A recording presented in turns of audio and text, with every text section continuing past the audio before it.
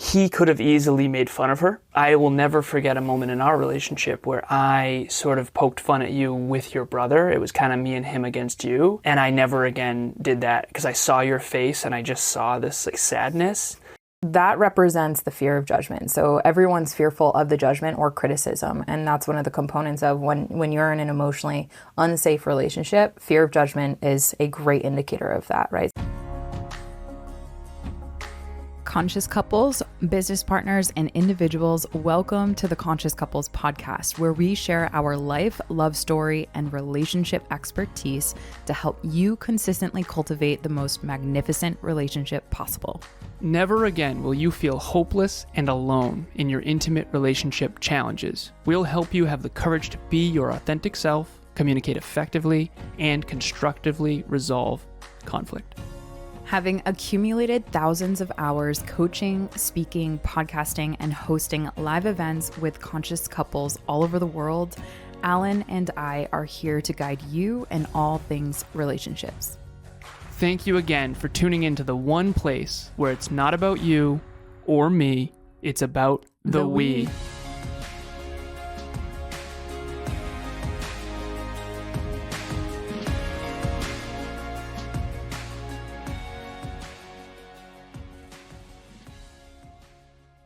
Conscious couples and individuals, welcome back to another episode of the Conscious Couples podcast. Today we have episode 180, How Emotionally Safe Do You Feel in Your Relationship? We want to give a huge shout out and thank you to everyone at Next Level Podcast Solutions for producing this show and over 60 others. Thank you, thank you, thank you. Personal development, personal growth, self-improvement, mental health being spread into the world on the internet. Thank you, seriously, thank you so much to the production team. Also, I want to give a huge shout out to every one of you conscious couples or singles who came to our Relationship Talks virtual event. Mm-hmm. That was a great showing. That's awesome. Especially because in the summer, Emilia and I have noticed a huge drop in productivity. I've actually researched this. There's a 20% drop in productivity globally in the summer months. And so they could have been anywhere else in the world. Thank you if you did come. If you didn't come, today we're going to give you an event recap. Sweetheart, what is your intention for today's episode? Because I have a coaching call in 20 minutes. We both do. Yeah, we both do. So today's going to be, if you feel a little bit of a hot tempo, that's, we're in the middle of it. So let's get after it. So my intention for our listeners today is to have them understand what emotional safety is and what it's not, most importantly, what it feels like, so that they can determine for themselves whether or not they feel safe in their relationship, because emotional safety is a critical component when it comes to relationships, trust building, et cetera, et cetera. So we want to help you feel connected in your relationship, and we're going to give you what to look out for. So at the event, Emilia got a little bit bashful when I said that she has been studying emotional safety since she was 11. Oh. So I asked her live during the event, if you were there, you know, and I said, so how long have you been studying emotional safety? And you said, I think 11? And I went, mm-hmm. So I didn't understand any of this. And I like to be transparent about that because it's life-changing to realize how emotionally or psychologically unsafe you actually do feel. In my past relationships, I didn't feel psychologically safe to be fully me, the math and science nerd that I am. So I would put on this other side of me and manufacture belonging. And so it's really detrimental long-term if you can't be fully you in your relationship. So, sweetheart, that's probably the best place to start. The definition, a shared definition around what is emotional safety, which in a nutshell, it is the feeling like you can be fully, wholeheartedly, bashfully yourself. Unabashfully yourself. Yeah. So give us real quick, because I know we have an example. So we used a movie called The Vow. If you've not seen it, it's got Rachel McAdams and Channing Tatum. And it was actually really well done. Very well Unbelievably well done. I choked up a couple times. It was like, oh my goodness. Unbelievable movie. So we're going to give, spoiler alert, by the way, if you have not seen the film, turn this off, go watch it, then turn this right back on. But in The Vow, we are going to use an example to explain emotional safety because Channing Tatum's character in that film did an unbelievable job. It's also based on true events as well. So we're going to get into that in a second. But first, my first question for you, love, is you've been studying this since you were 11. What is one sort of golden nugget that we can give to the listeners for those of us who did not study this? way to get us started with that. I would say one of the things that I pulled forward actually in the slides was that 77% of people had reported that their past relationship experiences contributed to the way in which they perceived how emotionally safe they would feel in their relationship. So think about your past and your past relationships, whether they were good or bad. More likely than not, they were not necessarily something that you really loved. That's why you're out of it and it's a past relationship. But 77% of people use that experience, which ends up becoming into that negative realm, to determine how they show up and determine how emotionally safe they feel in their current relationship. So that kind of sucks when you really look at that. And that was alarming for someone who's been studying this and the components that kind of bring it all together. When I see the stats now, it's no wonder why so many people just don't feel like they can be themselves in relationship. And that's something that we hear all the time. So the first golden nugget that I would give is, more likely than not, when you hear about emotional safety, you don't know what it is.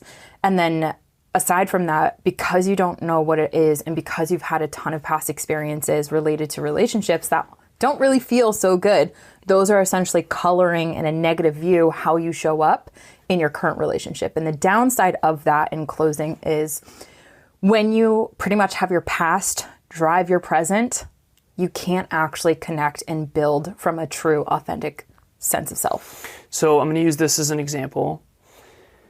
This past weekend, Emilia and I, we did finances on the whiteboard, a pretty hefty, probably 3 or 4 hours worth. And awesome. I was the math and science nerd in high school, got all the awards. All the awards. And I've never gotten less than an A+ in any math class my entire existence. And I love mathematics. And in past relationships, I would help my past partners with their math tests. And one of my exes, she was in nursing school, and nursing math, in my opinion, is very elementary.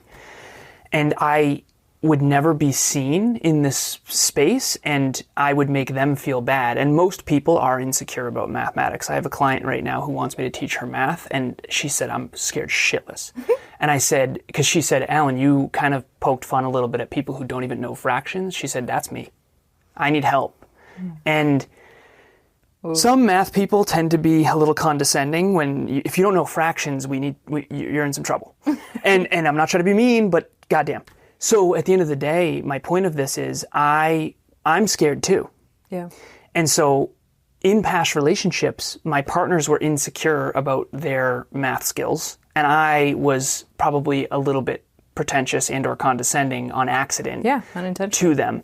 And so it created this issue in our relationship. So anyone who's insecure about their intelligence most likely has a hard time with me in a math arena.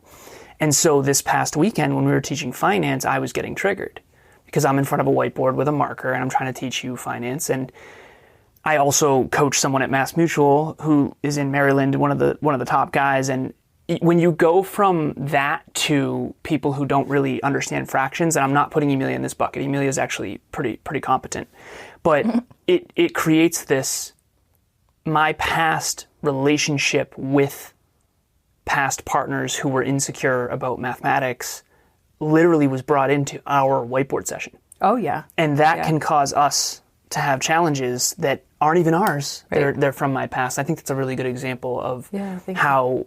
And did you feel emotionally safe during that conversation?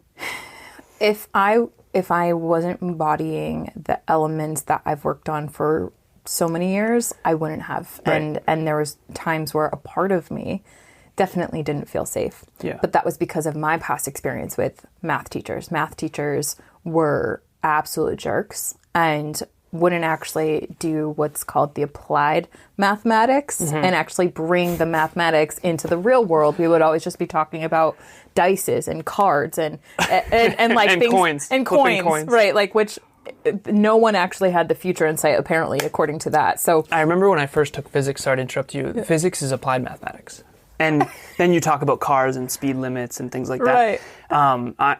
This is exactly it right here. So you felt emotionally unsafe in the past with math teachers, which hindered your ability to learn math, which made it worse. Yeah, you and I were talking about ventral vagal, and you and I had a really great focal point on being in ventral vagal state, which for anyone that doesn't know, it's like the calm, secure, centered standpoint when you're breathing like calmly, you can connect and actually bring your prefrontal cortex on to learn things. And that was a big focus this Sunday. And you were so good at that, honey. Oh, you were so good at that. So sorry to interrupt you, but keep going.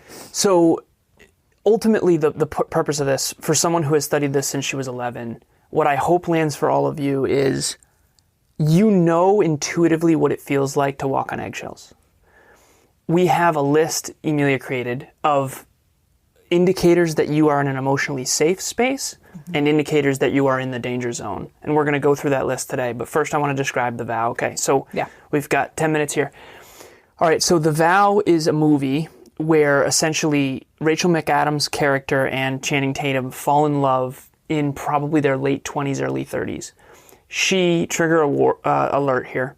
She takes off her seatbelt after one of their dates, that they're a few years in, they're already married, they already made their vows, and she takes off her seatbelt to go and kiss him, and it's kind of a cute moment, but it's in the middle of a snowstorm, and a huge truck rear ends them. She goes flying through the front windshield, and she has a traumatic brain injury, and this is based on a true story as well. They showed the couple at the end of the film. Cool, yeah. And so essentially she lost all of her memory over their marriage. And so she didn't remember a single thing from their marriage at all. And she kind of reverted back to her past and went back into old world, so to speak, and basically became a little kid again in some ways. And Channing Tatum's character was, you changed so much. You didn't talk to your family almost at all. Now all of a sudden you guys are the Brady Bunch again, and you evolved. So why are we devolving? Hi everybody, I'm Caleb and this is my beautiful wife Angela. We're pretty new clients to Al and Emilia and their conscious couples coaching. Yeah, I think we started back in early 2022, around February, and our relationship has completely shifted in a few short months.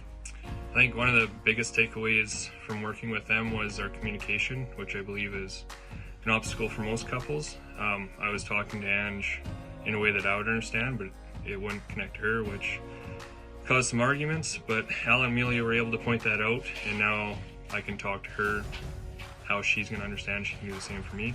Yes, our communication is way better than it's ever been. We've been together for about 6 years now, and as well as just really figuring out what our core values personally are, but as well as what they are in our relationship. So being able to communicate from that space is really valuable. So thank you, Alan and Emilia, for everything you've done and for leading the way. But there's one scene in particular that we used during the event that we think articulates emotional safety well. So she's an artist. And she became an artist before they got married because of the fact that her family tried to shove down her throat that she should be a lawyer, right? So everyone can relate to that when you go against the tide of what your family feels as though would be best for you. And she does the complete opposite and starts to go to the Art Institute, and she becomes this incredible sculptor and finds her talent in Chicago. And she's in the middle of working on one of her biggest career pieces when this scene happens. So for anyone out there watching or listening, you understand doctor, lawyer, engineer, failure. There's a funny generational thing there where there's a certain generation, I won't name any generations, Gen X, that had this sort of thing where if you weren't a doctor, lawyer, or engineer, one of the reasons I became an engineer, let's be real, you're basically not worthy. And that's a playful example. But anyways, so she's an artist, he's a studio owner, and they're these esoteric, interesting human beings that are fully themselves in their marriage, and she has this sculpting studio, and he comes in to try to help her because she's just having this mental breakdown of not being able to get this work done, and she's going to cancel the contract, and she just feels like shit about herself. And he comes in and starts saying, no, it looks really good, it looks nice, it's actually really beautiful, I see this shading here, and you can tell he's making this up because he doesn't know shit about art. And I don't either, so I think it's hilarious. And she's like, wow, you really love me. And he says, of course, absolutely. And he's like, why do you say that? And she says, because that's actually the scrap piece. the real scrap pile. Yeah, that's the scrap pile. The real piece is actually over here, and it's like this beautiful sculpture. Which he had no idea. And again, so the point of this, to bring this home, is he could have easily made fun of her. And I will never forget a moment in our relationship where I sort of poked fun at you with your brother. It was kind of me and him against you. And I never again did that because I saw your face and I just saw this like sadness. And I went, whoa, whoa, whoa. And I talked to you about it after. I said, listen, Yeah. I'm on your team. I'm never letting that happen again. Because it seems playful on the surface, but ultimately that would have created a lack of emotional safety in our relationship. So Absolutely. let's go through the list and So let's break down that moment. So what actually ended up happening in that scene and why we believe that it's so important for this conversation for all of us to be aware of is all of us are going to go through moments where we have and are in a shame spiral. And shame is like, I feel bad. I should just kind of quit things, which is what Rachel McAdams' character was going through when she was like, F this piece. Like she was in her shame moment of like, I'm the worst artist ever, right? Conflicting between I should have been a lawyer, like all of this going back and saying things that are absolutely absurd. And she's in her shame and he shows up and he's really sweet, extremely attuned, which is one of the builders of emotional safety. What does attuned mean? Attunement. The highest level of attunement in the most simple form is when your partner, you're aware of where your partner's state is. So if I'm sad, you're aware of it. So the moment when I poked fun at Emilia early in our relationship with her brother and teamed up against her, in that tiny micro moment, I noticed her sadness. Yeah. And that made me realize, and that was me being in tune with your feelings and realizing that's a no-fly zone. I don't want to be that. Yeah, you gave a great example in the event. It's like a guitar. You know, you might like hear when it sounds really good, but then there's one string that gets plucked and it's like, whoa, that's out of tune. Yeah, exactly. And we all sing a specific tune in our own energy and the way we work, our behavior, et cetera, et cetera. And when we're out of tune, our partner, if they're aware of it and attuned to us, they will pick up on that. And it's how they respond in those moments that matter so much because number one, when you do not feel emotionally safe, it is likely because one of the three things happen. Shame is present and your partner encourages unconsciously you stay in shame. Number two is that you are not attuned and they say something stupid or dumb. And like, for example, Channing Tatum's character could have been like, oh, you know what? Like, that's not really, maybe you should go to law school. It's like, oh my goodness, you didn't really love her in that moment. And that's actually what the majority of men would have done. Yeah. Is say something shitty. Yeah, Because here's the thing, and this is the Conscious Couples podcast. I know, honey, we got to go soon. But in the Conscious Couples podcast, if you don't want your partner to be all of who they are, you're in some trouble. 100%. Because when I first met you, the honeymoon phase is you're so excited about all of who they are. But then 5 months, 5 years, 15 years later, all of a sudden, what you once fell in love with becomes annoying. Yeah. And you have to be really careful. You have to be really careful at all times. I remember my stepdad, he was one of those people that when he walked into the room, everyone was on a little bit of eggshells. That's called emotional danger. Yeah, and we're going to go into that. We're going to go into that. So 3 things that destroy emotional safety, I just mentioned them. Shame, misattunement, and unhealed triggers. When you have a trigger that comes in and gets brought into your relationship, like, for example, your partner says, yeah, I don't know about this piece. That triggers you, and you remember all the people that doubted you. Oh, yeah, no, that's going to start to destroy how you show up as your true self. What actually builds in contrast is self-awareness, attunement, and secure attachment. So you just mentioned your stepdad, right? When you walk into a room, you feel and you notice a shift. And that's because there's a lack of emotional safety. There was a lot of criticism. It was masked and it was funny at times. Yeah. But you can feel the difference when it's at someone's expense versus actually being playful. Right. Yeah. So that represents the fear of judgment. So everyone's fearful of the judgment or criticism. And that's one of the components of when you're in an emotionally unsafe relationship, fear of judgment is a great indicator of that, right? So what are the things outside of that? You are constantly hypervigilant for how they're going to respond to you. So you do feel like you're walking on eggshells because you don't want to be judged. You right? basically feel like you can't be all of your true self. Exactly. That's and what really does that contribute to? Everyone gets increased stress and increased anxiety around being around that person. Yeah. And we all know one person, we can think of them right now. Who is that one person that around them, you get super stressed out and anxious because you have to be a shell of yourself in order to coexist with them. And then on top of that, difficulty expressing your needs and difficulty trusting that person. That's another indicator of when you're not emotionally safe.